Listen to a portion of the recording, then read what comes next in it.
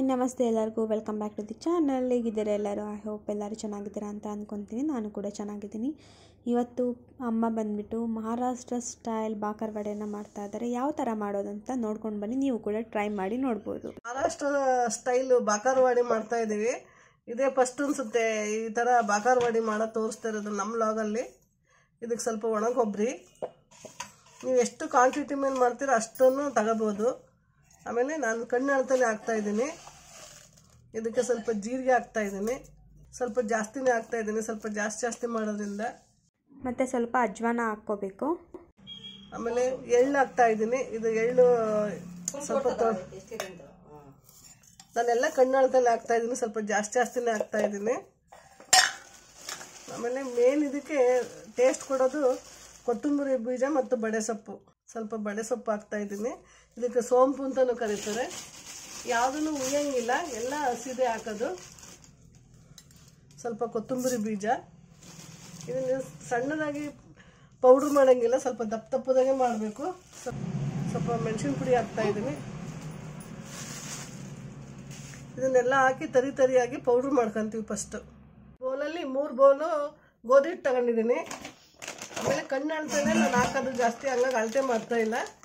ಇದು ಬಜ್ಜಿ ಹಿಟ್ಟು, ಬೋಂಡ ಮಾಡ್ತಾರಲ್ಲ, ಕಡಲೆ ಹಿಟ್ಟು.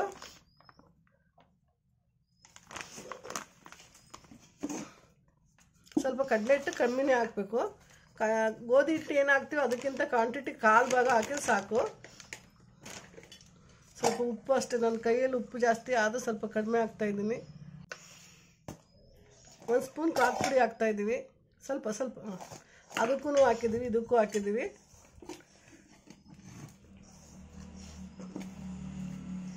ಸ್ವಲ್ಪ ಎಣ್ಣೆ ಚೆನ್ನಾಗಿ ಕಾಯಿಸ್ಬಿಟ್ಟು ಹಾಕಿದ್ದನ್ನು ಒಂದು 10 ನಿಮಿಷ ಕಲಸಿಡೋಣ. ಚೆನ್ನಾಗಿ ಕಾಯ್ದಿರೋ ಎಣ್ಣೆ ಹಾಕ್ತಾಯಿದ್ದೀವಿ.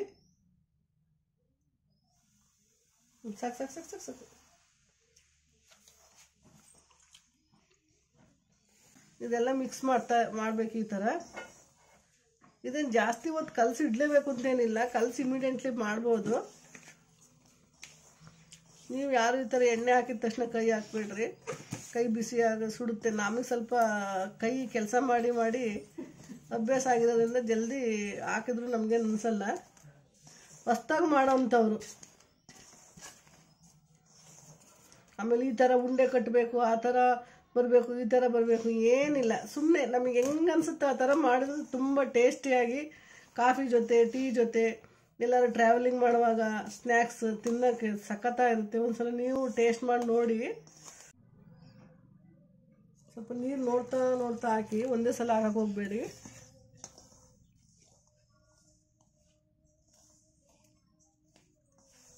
ಈಗಲೇ ಗಮ್ಮಂತ ಪರಿಮಳ ಬರ್ತಾಯಿದೆ. ಇದಕ್ಕೇನು ಹಾಕಿಲ್ಲ, ಜಸ್ಟ್ ಉಪ್ಪು, ಖಾರದ ಪುಡಿ, ಸ್ವಲ್ಪ ಕಡಲೆ ಹಿಟ್ಟು, ಗೋಧಿ ಹಿಟ್ಟು ಅಷ್ಟೇ ಹಾಕಿದ್ದೀವಿ. ಆದರೂ ಎಷ್ಟು ಗಮ್ಮಂತ ಪರಿಮಳ ಬರ್ತಾಯಿದೆ.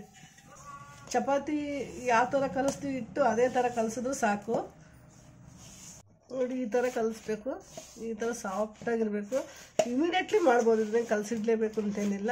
ಮತ್ತು ಇವಾಗ ನೆಕ್ಸ್ಟು ನಾವು ಎಲ್ಲ ಮಿಕ್ಸಿಗೆ ಹಾಕಿದ್ವಲ್ಲ ಪೌಡ್ರು, ಅದು ಯಾವ ಥರ ಆಗಿದೆ ಅಂತ ತೋರಿಸ್ತೀನಿ. ಇದಕ್ಕೆ ನೋಡಿ, ನಾವು ಆವಾಗಲೇ ಎಲ್ಲ ತೋರಿಸಿದ್ವಲ್ಲ, ಅದನ್ನೆಲ್ಲ ಈ ಥರ ತರಿಯಾಗಿ ಪೌಡ್ರ್ ಮಾಡ್ಕೊಂಡಿದ್ದೀವಿ. ಇವಾಗ ಇದಕ್ಕೆ ಕಡಲೆ ಹಿಟ್ಟು.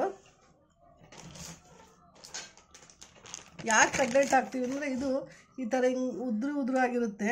ಕಡಲೆ ಹಿಟ್ಟು ಹಾಕಿರೋದಕ್ಕೆ ಸ್ವಲ್ಪ ಬೈಂಡಿಂಗ್ ಆದಂಗೆ ಆಗುತ್ತೆ ಅನ್ನೋದಕ್ಕೋಸ್ಕರ ಹಾಕ್ತಾಯಿದ್ದೀವಿ. ಹಾಕ್ಲೇಬೇಕು, ಕಡಲೆ ಹಿಟ್ಟು ಹಾಕ್ಲೇಬೇಕು.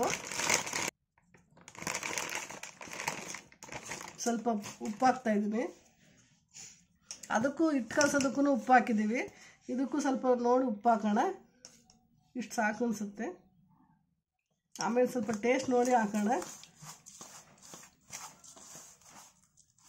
ಇದಕ್ಕೆ ಇನ್ನೊಂದು ಸ್ವಲ್ಪ ಕಡಲೆ ಬೇಕು ಅನಿಸುತ್ತೆ. ಇದಕ್ಕೆಲ್ಲ ಆಗಿರೋದ್ರಿಂದ ಎಷ್ಟು ಘಮ ಅಂತ ಪರಿಮಳ, ಹಿಟ್ಟಲ್ಲೂ ಅಷ್ಟೇ, ಇದರಲ್ಲೂ ಅಷ್ಟೇ ಗಮ್ಮ ಅಂತ ಬರ್ತಾಯಿದೆ. ನೋಡಿ, ಈ ಥರ ಬರಬೇಕು. ಸ್ವಲ್ಪ ಉಪ್ಪು ನೋಡೋಣ, ಸ್ವಲ್ಪ ಉಪ್ಪು ಬೇಕು.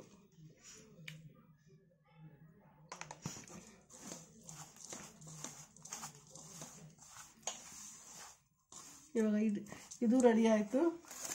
ಇವಾಗ ಹಿಟ್ಟು ರೆಡಿ ಆಯಿತು. ಇವಾಗೆಲ್ಲ ಇದು ಚಪಾತಿ ಮಾಡ್ತೀವಲ್ಲ, ಆ ಟೈಪ್ ಮಾಡ್ಕೊಳ್ಳೋಣ. ಇಷ್ಟು ಹಿಟ್ಟು ತಗೊಂಡಿದ್ದೀನಿ. ಸ್ವಲ್ಪ ಗೋಧಿ ಹಿಟ್ಟು ಹಾಕಿ ಸೇಮ್ ಚಪಾತಿ ಲಟ್ಟಿಸ್ದಂಗೆ ಲಟ್ಟಿಸೋದು. ತೀರಾ ದಪ್ಪನೂ ಇರಬಾರ್ದು, ತೀರಾ ತೆಳುಗೂ ಇರಬಾರ್ದು, ಮೀಡಿಯಮ್ ನೋಡ್ಕೊಂಡು ಹೊಸಿಬೇಕು. ಆದಷ್ಟು ಹಿಟ್ಟು ಸ್ವಲ್ಪ ಕಡಿಮೆನೇ ಹಾಕಬೇಕು. ಎಣ್ಣೆಗೆ ಹಾಕಿ ಕರಿಯೋದ್ರಿಂದ ಎಣ್ಣೆ ಎಲ್ಲ ಕಪ್ಪಗಾಗ್ಬಿಡುತ್ತೆ.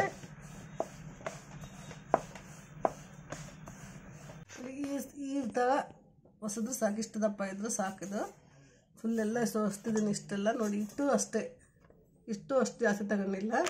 ಇದಕ್ಕಿಂತನೂ ದೊಡ್ಡದು ಮಣಿ ಇದ್ರೆ ಇದಕ್ಕಿಂತ ದೊಡ್ಡದಾಗೂ ಮಾಡ್ಬೋದು. ಆಮೇಲೆ ಇದನ್ನು ಕಟ್ ಮಾಡ್ಕೊತೀನಿ ಸೈಡು.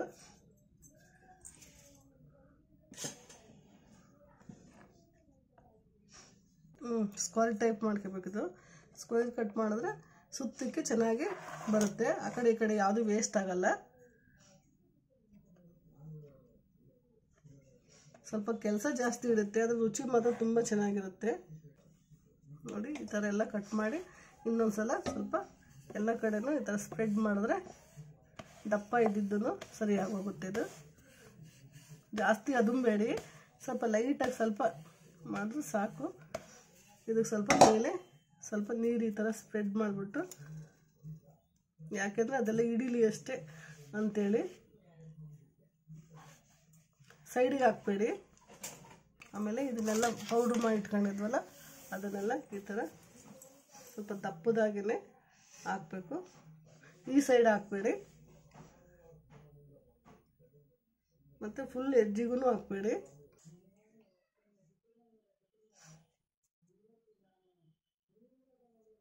ಆಮೇಲೆ ಸ್ವಲ್ಪ ನಿಧಾನವಾಗಿ ಎಲ್ಲ ಕಡೆನೂ ಈಕ್ವಲಾಗಿ ಮಡಚಿ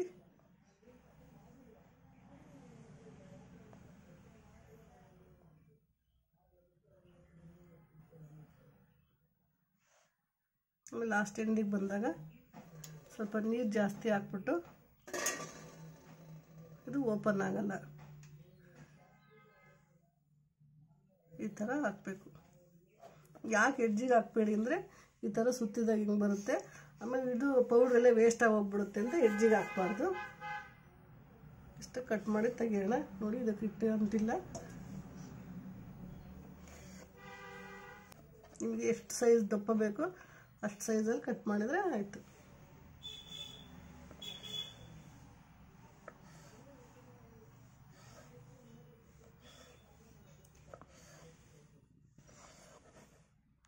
ಟೇಸ್ಟ್ ಮಾತ್ರ ತುಂಬ ತುಂಬ ಅದ್ಭುತವಾಗಿರುತ್ತೆ. ಇದಕ್ಕೆ ಏನು ಹಾಕಲಿಲ್ಲ ಅಂದ್ರೂ ಕೊತ್ತಂಬರಿ ಬೀಜ, ಬಡೆ ಸೊಪ್ಪು, ಅಜ್ವಾನ ಹಾಕಲೇಬೇಕು. ನೋಡಿ ಈ ಥರ ಎಲ್ಲ ಈ ಥರ ಶೇಪ್ ಬರುತ್ತೆ. ಅದ್ಮಕ್ಕೆ ಹೋಗಬಾರ್ದು, ಹಿಂಗೆ ಇರಬೇಕು. ಅದ್ಮಿದ್ರೆ ಏನಾಗುತ್ತೆ ಅಂದರೆ ಒಳಗಡೆ ಎಲ್ಲ ಬೇಯಲ್ಲ, ಇದೆಲ್ಲ ಕ್ಲೋಸ್ ಆಗಿಬಿಡುತ್ತೆ. ಈ ಥರ ಓಪನ್ ಇದ್ದರೆ ಒಳಗಡೆ ಎಲ್ಲ ಬೆಂದು ಚೆನ್ನಾಗಿ ಗರಿ ಗರಿಯಾಗಿ ಬರುತ್ತೆ. ಇದನ್ನೆಲ್ಲ ಎಣ್ಣೆಗೆ ಹಾಕ್ತೀವಿ ಫಸ್ಟು. ಇನ್ನೂ ಸ್ವಲ್ಪ ಮಾಡೋದಿದೆ.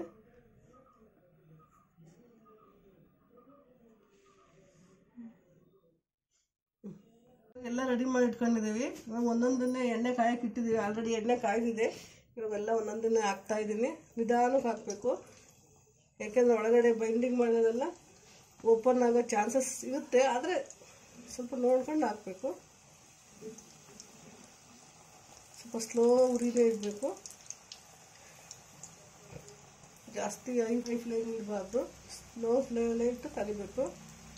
ನೋಡಿ ಇವಾಗೆಲ್ಲ ಹಾಕಿದ್ದೀನಿ. ಏನು ಅದನ್ನೆಲ್ಲ ಕೈ ಹಾಕೋದೇನು, ಅದನ್ನು ಹಾಕೋದೇನು ಬೇಡ. ಬೆಂದು ಚೆನ್ನಾಗಿ ಬೆಂದ್ಮೇಲೆ ಅದನ್ನೇ ಮೇಲ್ಗಡೆ ಬರ್ತವೆ. ನೋಡಿ ಆಲ್ರೆಡಿ ಒಂದೊಂದು ಬರ್ತಾ ಇದೆ. ಕೈ ಆಡಿಸ್ಬಾರ್ದು ಅದನ್ನೆಲ್ಲ. ಇವಾಗ ಕಲ್ಲರು ತುಂಬ ಚೆನ್ನಾಗಿ ಇದೆ. ಈಗ ಈ ಥರ ನಾನು ಹಾಕ್ತಾ ಇದ್ದೀನಿ ಜಾಲದಲ್ಲಿ ಮೇಲೆ ಕೆಳಗೆ. ಇದು ಬೆಂದಿದೆ, ಇವಾಗ ಶಬ್ದ ಬರ್ತಾ ಇದೆ. ತುಂಬ ಚೆನ್ನಾಗಿ ಬೆಂದಿದೆ. ಇವಾಗ ನಾನು ತೆಗಿತಾ ಇದ್ದೀನಿ. ಓಕೆ, ನೋಡಿದ್ರಲ್ಲ ಮಹಾರಾಷ್ಟ್ರ ಸ್ಪೆಷಲ್ ಬಾಕರ್ವಾಡೆ ಯಾವ ಥರ ಈಸಿಯಾಗಿ ಮನೆಯಲ್ಲೇ ಮಾಡ್ಕೋಬೋದು ಅಂತ. ಈ ರೆಸಿಪಿ ನಿಮಗೆ ಇಷ್ಟವಾಗಿದ್ದರೆ ಲೈಕ್ ಮಾಡಿ, ಶೇರ್ ಮಾಡಿ, ಕಮೆಂಟ್ ಮಾಡಿ. ಇನ್ನೂ ನನ್ನ ಚಾನಲ್ ಯಾರು ಸಬ್ಸ್ಕ್ರೈಬ್ ಆಗಿಲ್ವೋ ಬೇಗ ಹೋಗಿ ಸಬ್ಸ್ಕ್ರೈಬ್ ಮಾಡಿ, ಪಕ್ಕದಲ್ಲಿರೋ ಬೆಲ್ ಐಕನ್ನ ಕ್ಲಿಕ್ ಮಾಡಿ. ಇನ್ನು ಮುಂದಿನ ವೀಡಿಯೋದಲ್ಲಿ ಸಿಗ್ತೀನಿ. ಅಲ್ಲಿ ತನಕೆಲ್ಲ ಖುಷಿಯಾಗಿರಿ. Have a nice day. Bye.